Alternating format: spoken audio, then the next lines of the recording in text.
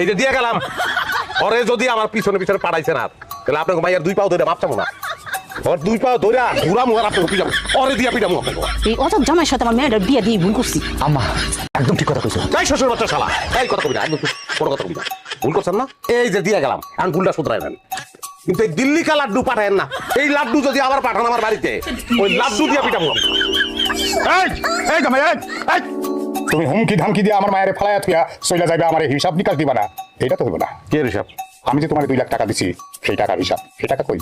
আপনার নাম তো আফজাল আফজাল মাথার মধ্যে বুদ্ধি জাল দেন না 2 লাখ টাকা দিতেছেন আমি যে হিসাব দিব হিসাবের শেষে দেখবেন আমি উল্টা টাকা পাই আপনার কাছে ওই টাকা লইয়া তারপর ওই বাড়ি থেকে বাইরে মই ঠিক আছে, ঘরে এক কাগজ কলম নিয়ে বসি।